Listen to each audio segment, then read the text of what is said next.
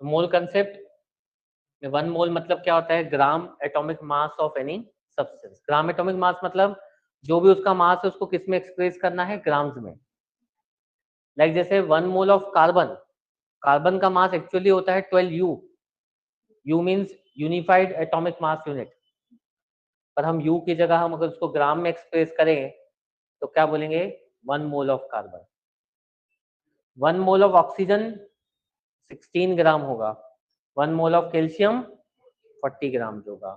तो हर एक सब्सटेंस का 1 मोल अलग अलग होता है। ऐसा क्यों? बिकॉज हर एक सब्सटेंस का साइज, हर एक मॉलिक्यूल का साइज डिफरेंट है। जो जितना छोटा होगा, जैसे हाइड्रोजन स्मॉलेस्ट पार्टिकल है, स्मॉलेस्ट एटम है, तो हाइड्रोजन जो है उसके 1 ग्राम को ही 1 मोल बोला गया है, क्योंकि उसके 1 ग्राम में ही उतने एटम्स आ जाते हैं जो 1 मोल बनाते हैं। That is Avogadro number 6.022 10 to the power 23। तो जितना बड़ा एटम होगा, लाइक अगर मैं सिल्वर की बात करूं तो सिल्वर का मास 108 ग्राम्स होता है, तो उसका 108 ग्राम्स मिलके क्या बनाएगा, 1 मोल बनाएगा।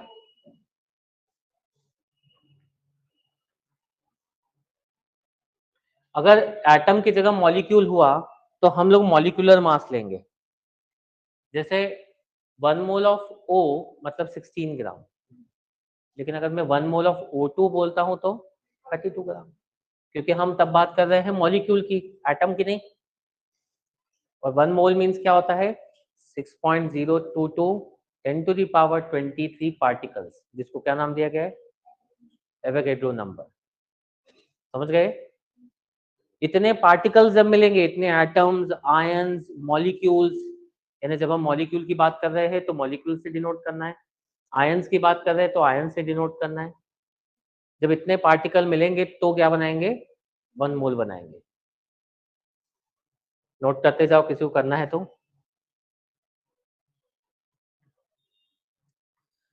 नाउ जैसा मैंने बताया 1 mole of hydrogen means 1 gram, 6.022 10 to the power 23 atoms of hydrogen यानी क्या होंगे, समझ गए? 1 मोल ऑफ कार्बन 12 ग्राम होता है, मतलब कार्बन के 12 ग्राम में कितने एटम्स होंगे, 6.022 10 टू द पावर 23 एटम्स होंगे। अब अगर मैं पूछूं मैग्नीशियम, मैग्नीशियम का मास कितना, 24 ग्राम, तो उसका 24 ग्राम मतलब कितने एटम्स। तो क्या बदल रहा है, मास के साथ ये तो फिक्स है, पर मास के साथ ये मास क्यों चेंज हो रहा है, बिकॉज साइज में डिफरेंस आ रहा है। जैसे से हम नेक्स्ट एटम पे जाते हैं तो साइज इंक्रीज हो रहा है, साइज इंक्रीज होगा तो मास भी चेंज होगा। हमारे लिए कांस्टेंट ये चीज है, इतने एटम्स को हमने क्या नाम दे दिया है, 1 मोल।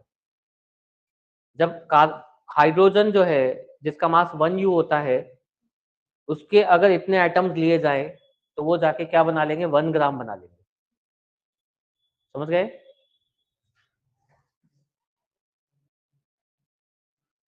अब इस पे सिंपल क्वेश्चन देखा हमने, जैसे 23 ग्राम ऑफ सोडियम क्या होता है, और किसने हमसे पूछा 46 ग्राम कितने होंगे, 2 मोल। पर भाई इतना आप कंसेप्चुअली नहीं करना हो तो फॉर्मूला लर्न कर लेंगे। मोल्स का फॉर्मूला होता है given mass in gram divided by atomic mass, gram atomic mass और ग्राम मॉलिक्यूलर मास। एटम हुआ तो एटम का मास लोगे, मॉलिक्यूल हुआ तो अपॉन में मॉलिक्यूल का मास। सिंपल वर्ड्स में n इक्वल्स टू क्या होता है, W बाय W, यानी given mass, m means atomic या मोलर मास। जैसे अभी मैंने सोडियम वाला केस किया ना, सोडियम का गिवन मास कितना था और सोडियम का एटॉमिक मास कितना, यानी सोडियम के कितने मोल्स हुए, ये समझ गए? इसलिए हम लोग हमेशा ये फॉर्मूला का यूज करेंगे।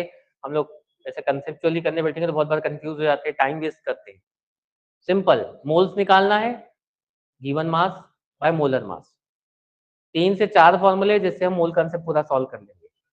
मोल्स बोला मैंने, मोल्स फाइंड करो, तुम्हारे दिमाग में एक फॉर्मूला आ जाना चाहिए, कौन सा, W by M, given mass by molar mass और एटॉमिक मास। समझ गए? 64 ग्राम ऑफ ऑक्सीजन है, उसके मोल्स फाइंड करने हैं।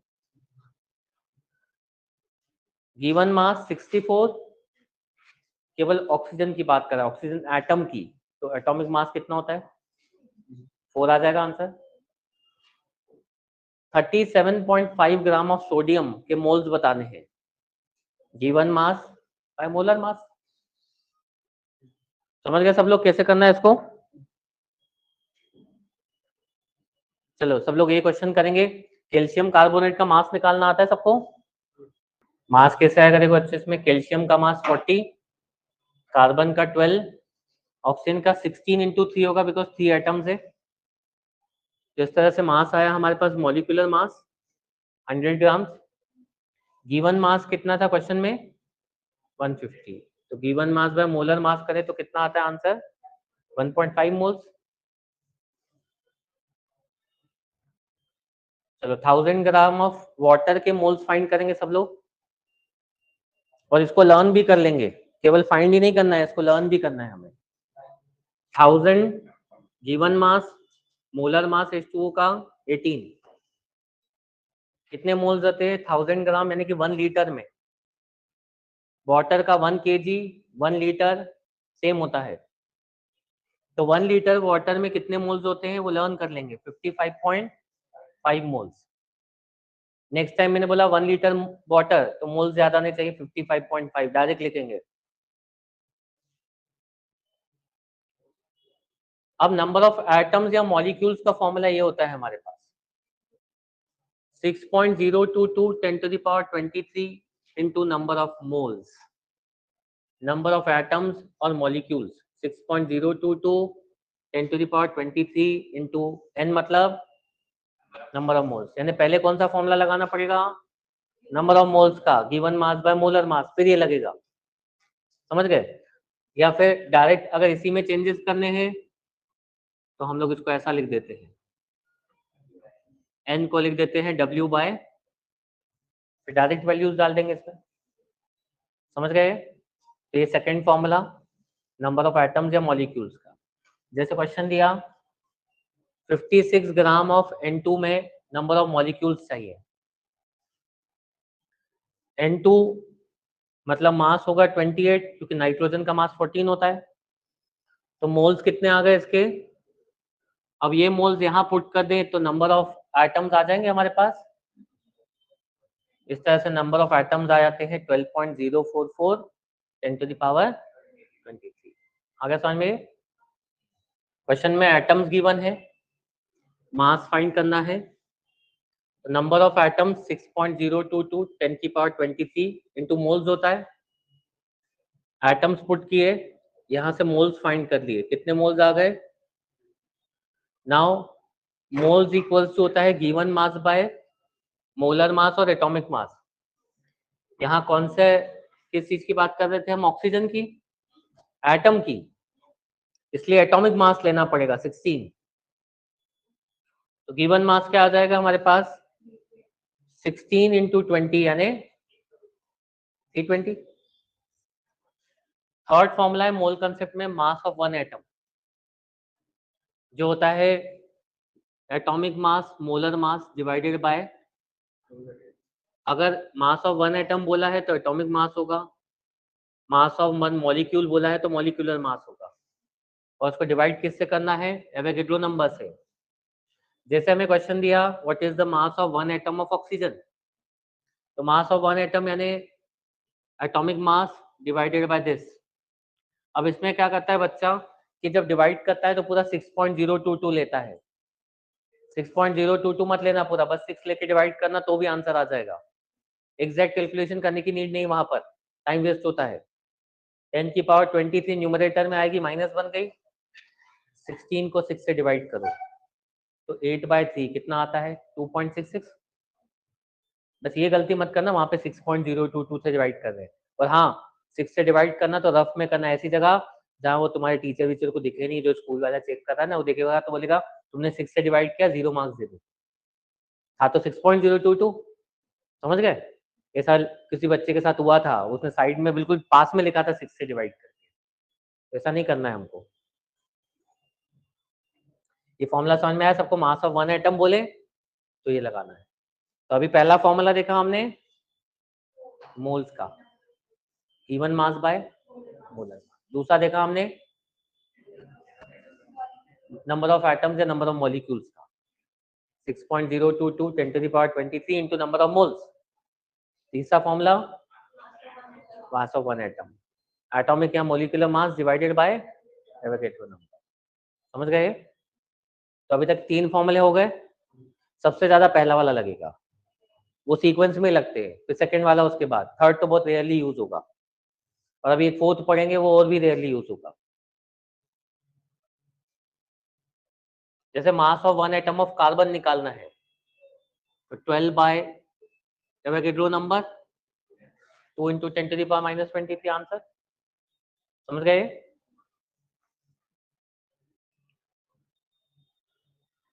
हाँ, अब ये देखो इस तरह का क्वेश्चन आ सकता है, mass of one atom given है, mass of one atom given है और बताना है हमें कि ये एलिमेंट कौन सा है।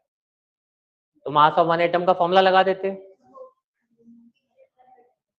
मास ऑफ वन एटम क्या होता है? Atomic mass by Avogadro number ना। बस अब इसको क्या करेंगे, इससे मल्टीप्लाई, -23 + 23 तो 0 पावर हो गई, यानी कि 9 को 6 में मल्टीप्लाई कर देना है।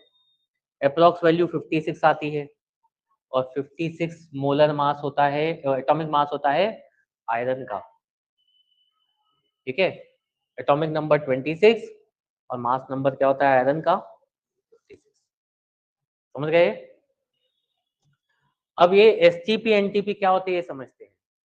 एसटीपी होता है स्टैंडर्ड टेम्परेचर एंड प्रेशर।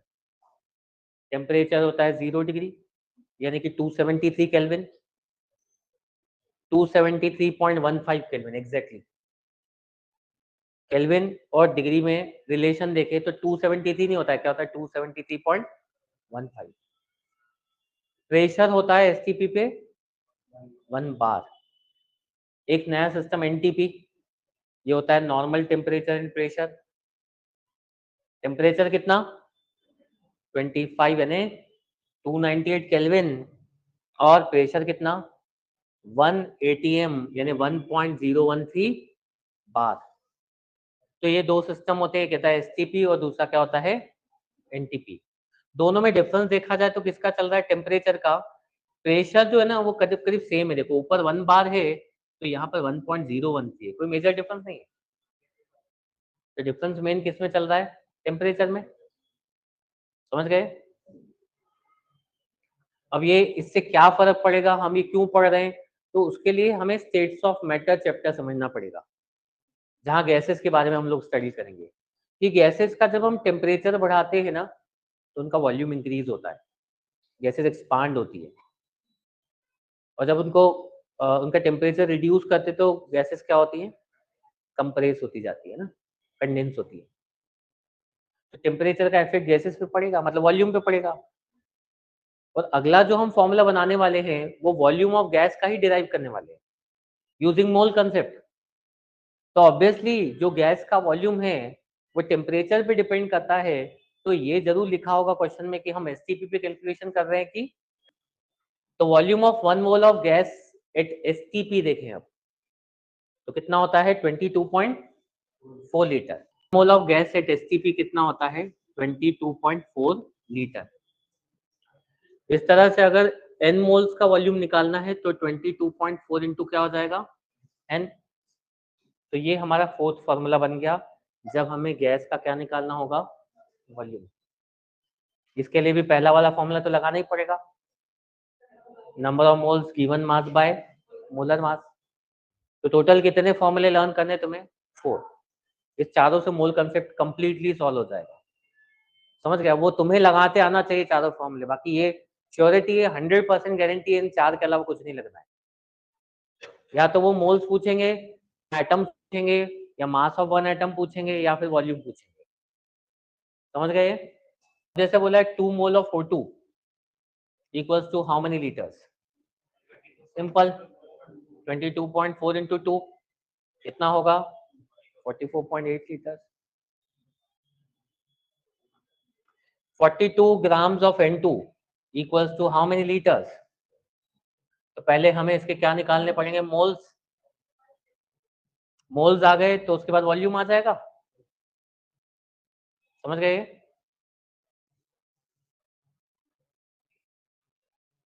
इस तरह से अब हमारे पास कितने फॉर्मूले हो गए बच्चों? ये चारों लिखे हुए हैं यहाँ पर। हो जाएगा इससे मोल कंसेप्ट सॉल्व? किसी को डाउट यहाँ तक? इतना ही है मोल कंसेप्ट बस।